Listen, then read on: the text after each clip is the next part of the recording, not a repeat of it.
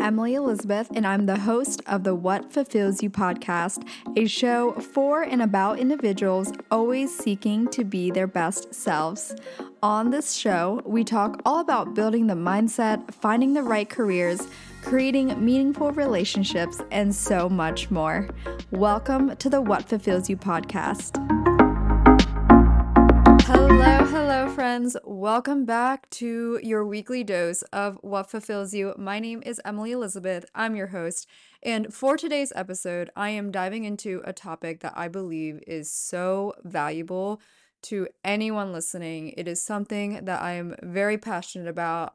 And I think is one of the core reasons as to how I ended up on this personal growth journey several years ago and how I ended up becoming the person that I am today, which is surrounding the topic of building self-confidence in solitude. In other words, just being comfortable and confident with just being on your own. And I want to preface before I dive into all the topics around this.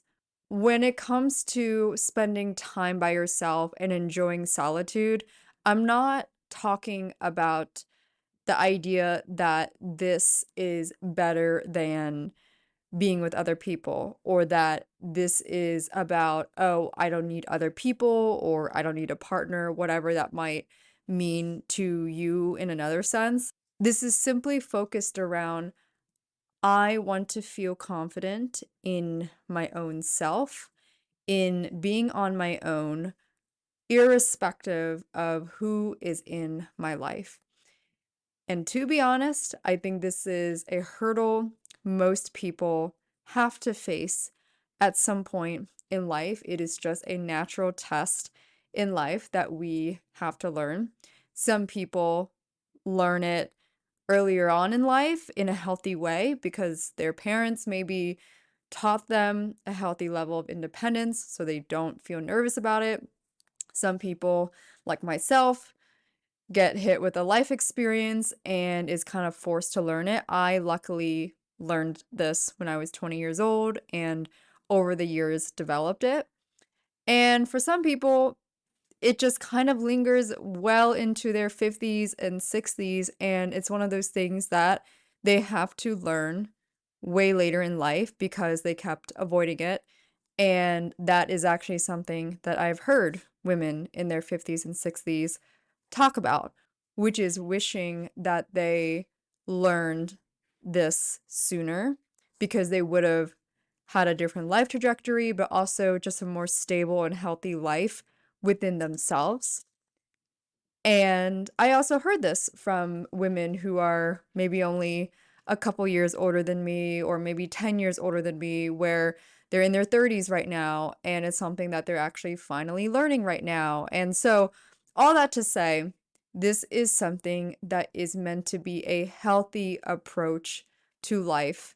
And if you're listening and you know you kind of struggle with this as well, whether it's a lot or maybe only a little bit, I hope this breakdown helps you feel more inspired and motivated to finally go and do things on your own without feeling scared or too anxious about it.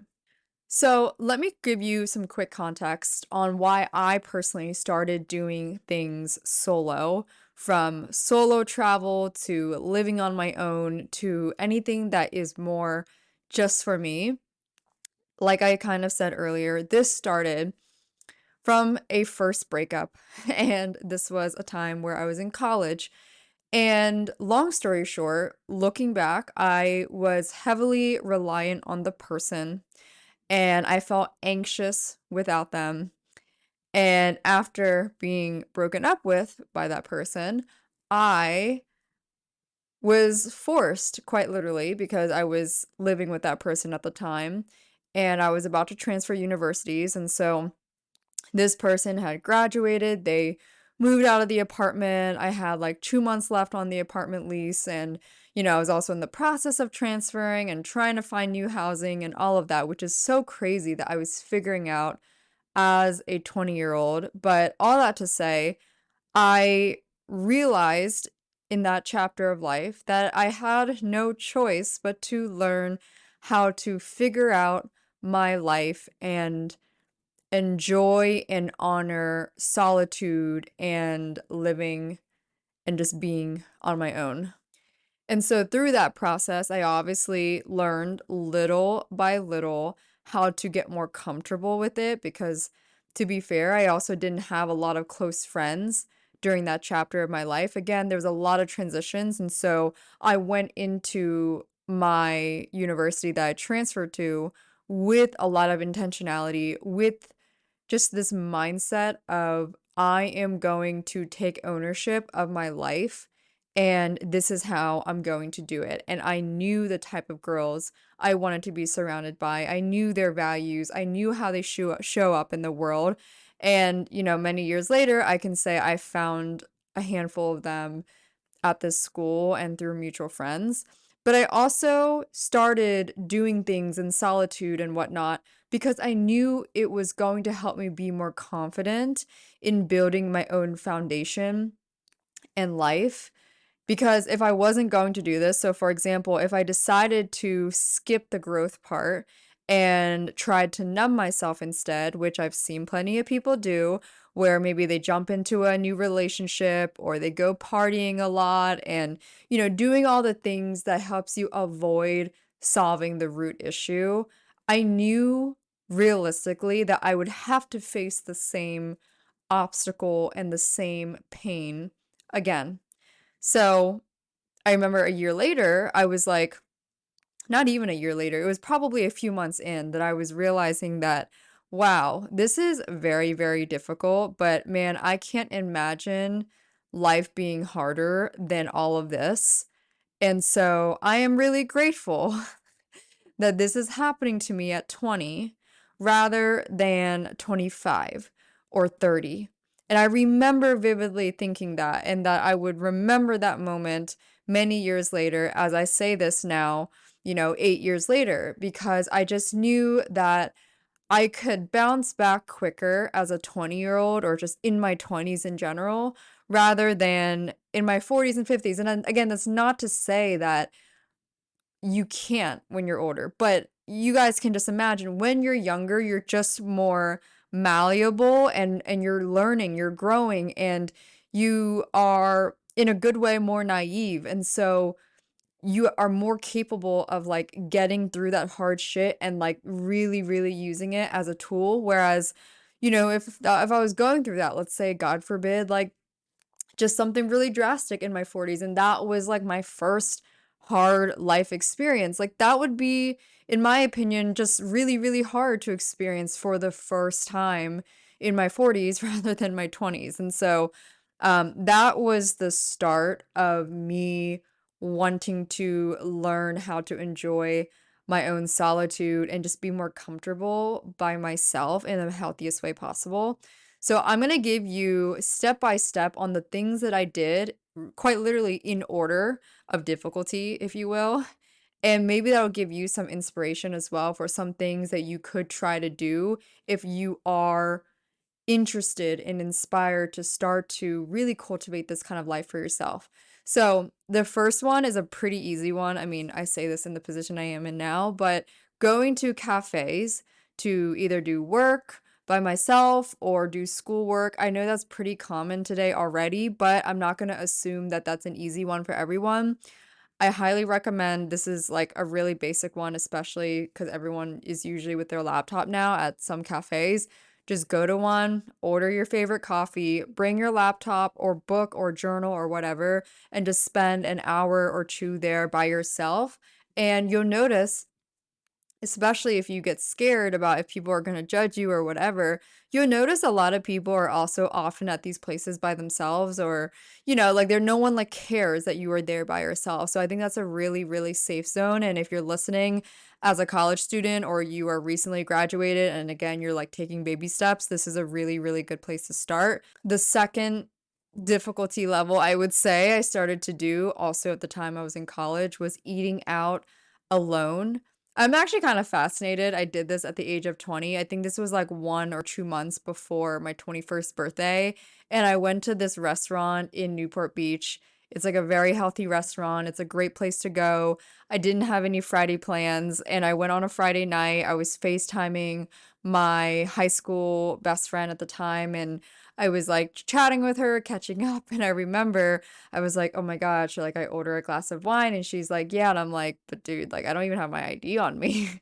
And I mean, even if I did, it's not like I was 21, but all that to say, I mean, look, I was turning 21 in 2 months, but the point was that it was a very packed night. I was out eating by myself, and I think the whole idea is, who is under 21 out eating by themselves and ordering a glass of wine? And so, I remember I did that. That was just such a vivid memory for me, and I was definitely very nervous, but I also remembered feeling exhausted, like with myself on not really living to my full potential in the sense that there are certain things I want to do and I want to enjoy, and I'm not doing them mainly because I don't have anyone to go with me, yet.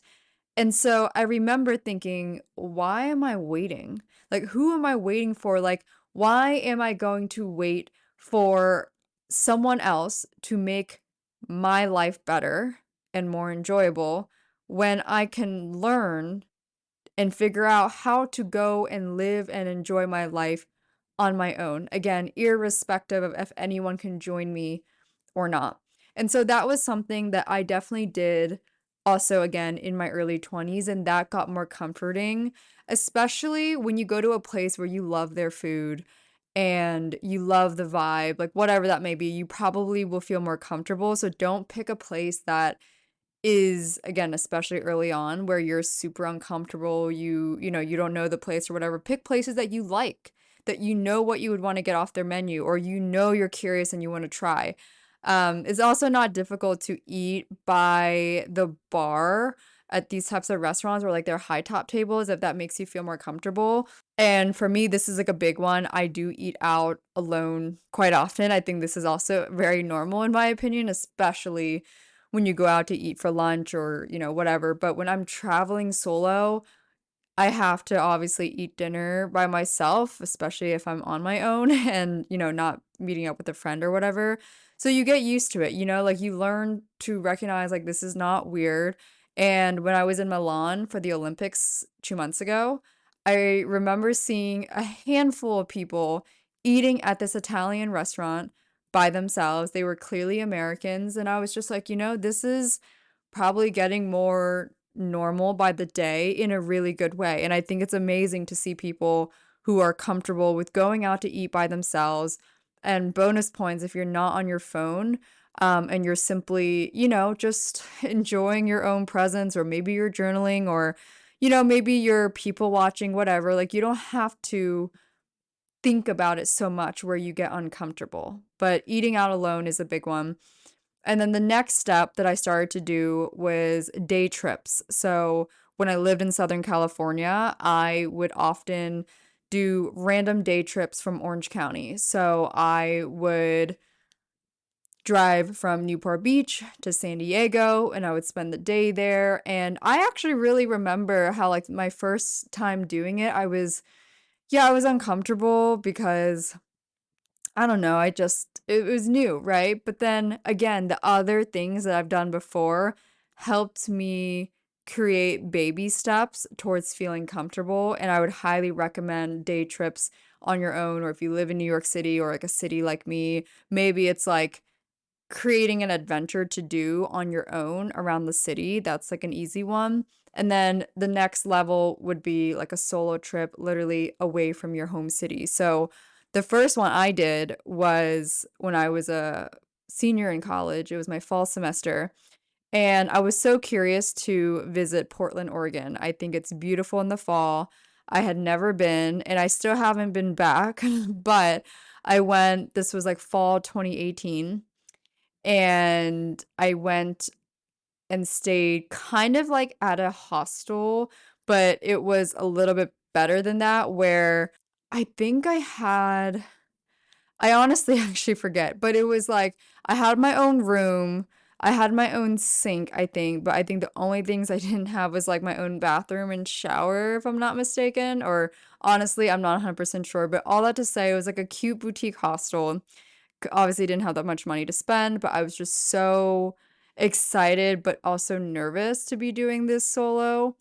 And I remember just leaving that trip feeling so fulfilled, feeling so confident, like, oh, wow, I just did that. And I was dating my college boyfriend at the time, and I don't really remember like his thoughts on it, but I just remember like knowing that he was in general supportive, knew that it was something I was, curious about. And I think when I flew home, I like saw him right away. So I remember just feeling like myself. And I think that's just the best thing you can feel. And whatever you do, if you ever feel that feeling like, oh, I feel really myself, this feels like me, make note of that mentally and write it down somewhere so you can find a way to repeat that. And of course, later on with solo trips, I eventually expanded that and, started traveling more alone. And I want to really be transparent here.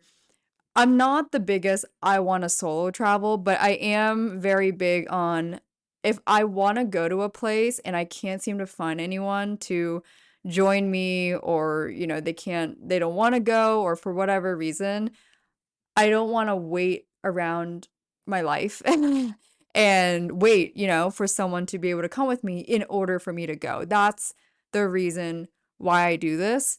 So again, I don't know what college student really cared to go randomly to Portland for a weekend. So I'm gonna figure it out and go on my own, And again, taking safety precautions. I definitely had my location shared with a few people. I was giving people updates on what I was doing, and keep in mind I was 21 at the time, so it is different, but took safety measures and obviously just went just fine. And then the last piece, I feel like, in really learning how to fully enjoy solitude was living alone. And I did that right after college. And part of this was inspired because I just never really had the best experiences with roommates, honestly, besides my college boyfriend. Everyone was just, either messier than me or didn't respect my privacy on certain things. And that brought a lot of stress for me in my life. I realized how much the home and living space impacts me. And so I made it a big goal to live alone after college. And when the time came, I was like, yep, like this is it. And I never felt weird. Like, I never felt weird living alone. I actually just very much felt like, okay, this is Emily. This is the lifestyle she's always wanted, and I'm finally here. And I will add that if I didn't do all the other things prior, I probably would feel a bigger difference when I started to live alone. And, but again, I took baby steps. And so I do think that part is important to kind of build up slowly but surely towards the level of solitude where you're kind of like truly just always on your own, or like living on your own. I think there are levels to it, and if you go little by little, you will naturally just start to feel more confident. One tip I would share if you are someone that is interested in starting slowly and starting now and starting to put yourself out there more on your own and being more willing to go do things without your usual friends, I would say an easy baby step is probably going to something where you're not completely alone and it might be more structured. So, for example, that could be like a pottery class, or that could be one of those community dinners where you can buy a ticket, or maybe sometimes there are places that host events where people actually purposely go on their own and they leave meeting a new person. I think that's a big one. And if you are based in New York, that's something that I host in New York now, where I host What Fulfills You dinners. And if you follow me on Instagram, whether on What Fulfills You or my personal Instagram, you will see the upcoming ones and I post about it. And those are also very limited. There's only usually about 15 to 20 people. And I think that's a great activity to do where, again, you go by yourself, but you'll be around other people. I also recently discovered, or not discovered, but I rather recently went to what's called Lectures on Tap. And I think there are multiple locations, but I went to one in New York just last week, and I'd say most people came by themselves. And if not, it wasn't weird. Like you knew everyone was there with the purpose of learning and listening to this lecture. And it's basically this concept where they bring lectures by professors to different bars.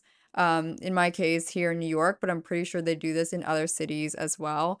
And that was really fun. And I think, again, those things can help you ease into it rather than being so scared off the bat. And just recognize and understand that you will likely feel uncomfortable, and that is good. You will feel your heartbeat a little bit faster. You will feel like, oh my gosh, this is so different. This is new.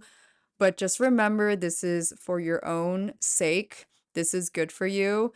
Just like when you work out and do a hard workout class, you never regret doing a hard workout class. You know what I mean? In the moment, you might hate it, but afterwards, you're like, wow, I'm so glad I did that.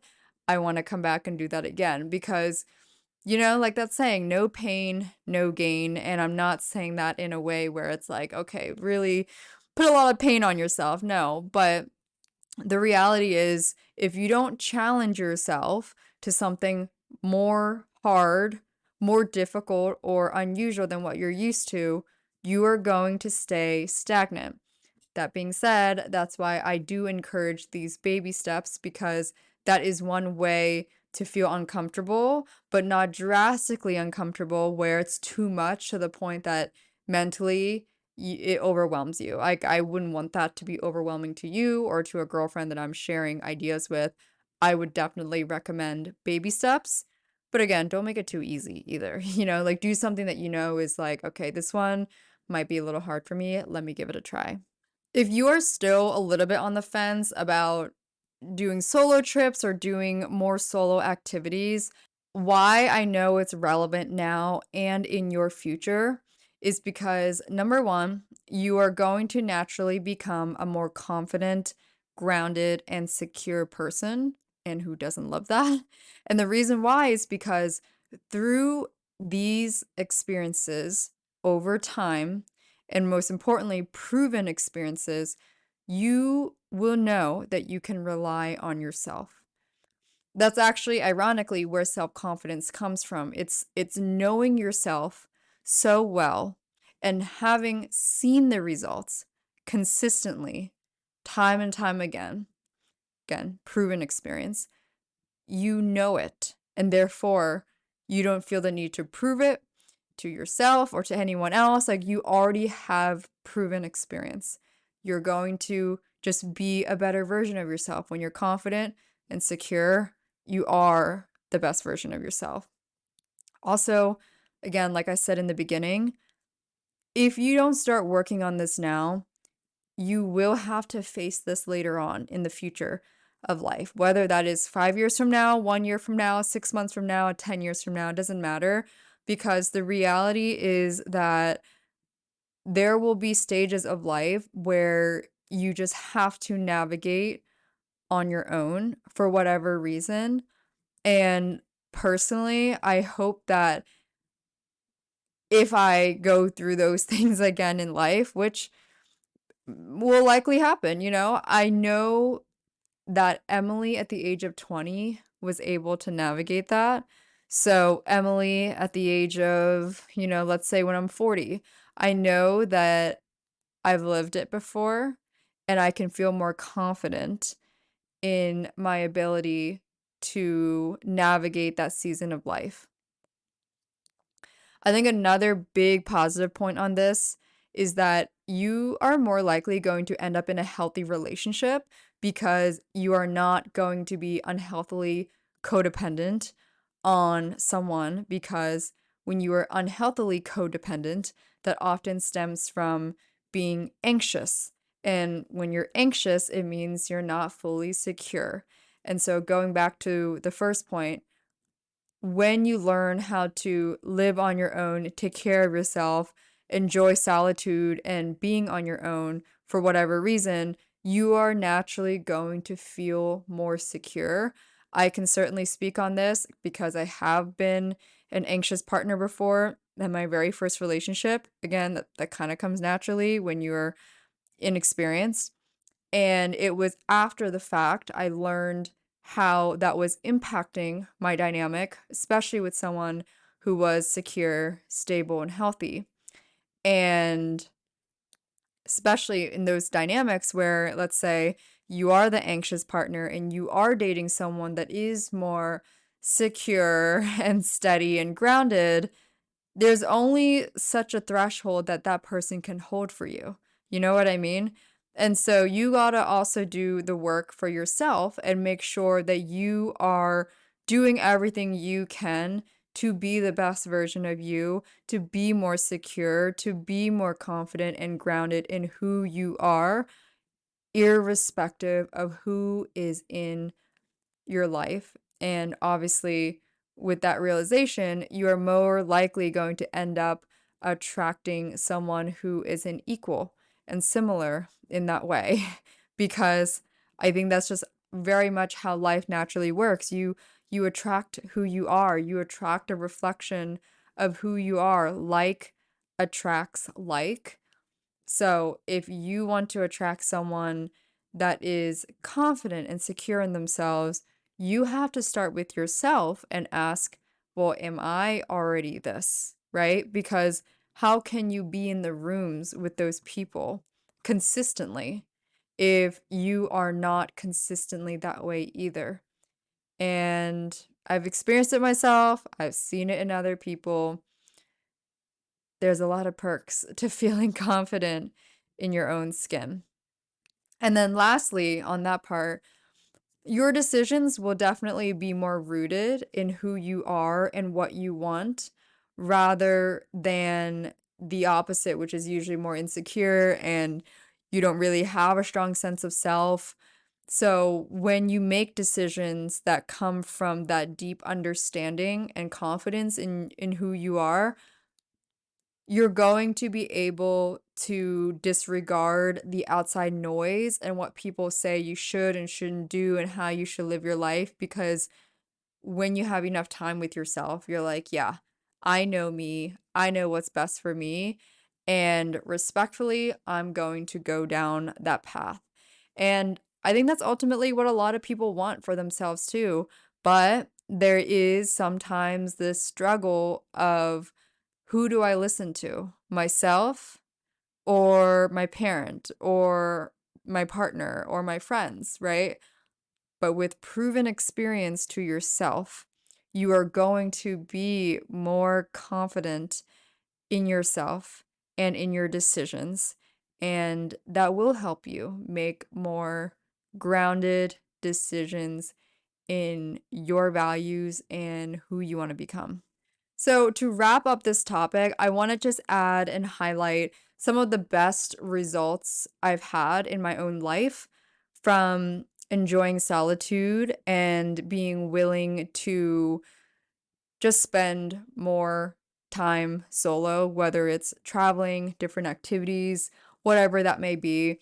I would say with solo travel, I am so grateful I became more comfortable doing so because I've been able to just pursue it and not hold back from experiencing these places. And some of these cities include Paris, Milan, Portland, obviously, a lot of different cities I've explored solo, but I go to Paris a lot by myself, for example, just because I love the city. I love the fashion. I love the culture, and it inspires me in a lot of ways. And I feel like that's just part of my blood. Like, quite literally, it's just part of, who I am and what I like. And I'm so grateful that I live in alignment with that and who Emily really is and the places that she likes to see because I can't imagine how limited my life would be, again, finances aside, if I haven't been to those places, all the different places I've been to, with the curiosity that I have, I can't imagine, what that would be like. And I just know, having been to those places, my mind is more expanded. I see more nuance in life, in the world, and I think it's also amazing when you travel in a way where you stop going to touristy things, but you actually immerse yourself in the place and the culture. So places that I love to go, like even though I visit Paris a lot, I don't go there as a tourist. I go there and I very much go into the local neighborhoods. I have friends in France. Like I try to speak the language a little bit. I really, really immerse myself. So even though, yes, they speak English there and there's a lot of Americans and tourists in Paris, I know that there are ways for me to immerse myself where I really, really expand my mind. Another big result from solitude time is just that my life is more colorful because there's so many things that I probably would not have done if I was scared to go alone. So that probably would be like I wouldn't have lived in LA. I wouldn't have lived in New York.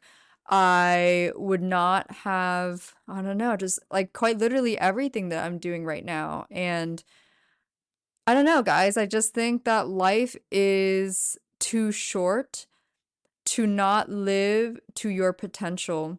And I think with that statement, I would say that I have also experienced chapters of my life where there are people who indirectly get in your way of living your potential, whether it's because they make comments about how you should or shouldn't do this, or they make belittling comments about, I don't know. It goes so indirectly that you don't even notice at first, and I've experienced that.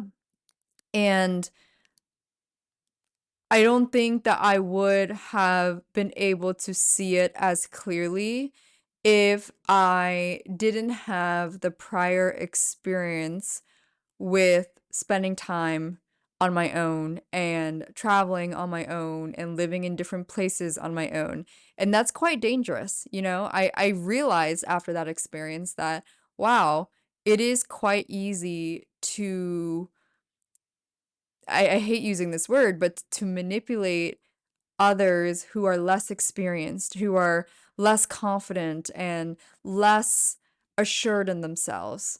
And that's probably why I quote unquote came across more difficult for some people. It was because, not because I like to argue or anything, because I personally don't, but it was the fact that when you stand your ground in what you believe is right for you and what kind of dream life you want for yourself, and you know your potential, and someone or some people are jealous of that or wish you didn't have the same self assurance, they will try to drag you down. And this is a big thing as well when it comes to relationships. When you have spent plenty of time with yourself, you are naturally going to be more secure in any relationship. And I've experienced that over the past several years. I don't really feel anxious anymore when it comes to like texting, or if I'm not with them, I don't feel that anxiety that I did many, many years ago. And I also just feel more intentional with my life rather than, oh, it's just happening as I go.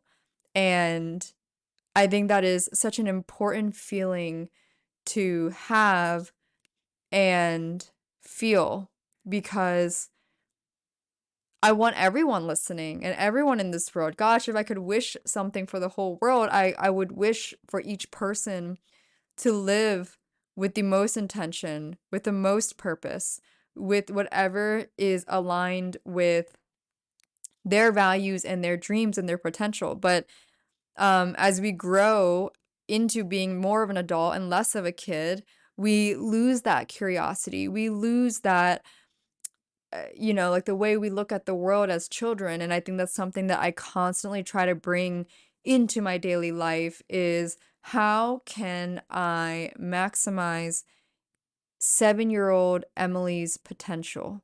Who did she want to become? And are my decisions today honoring that child?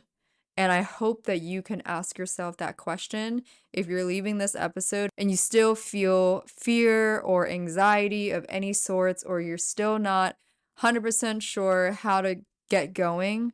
Ask yourself, are you living up to the potential that you know your 7-year-old self would want you to do?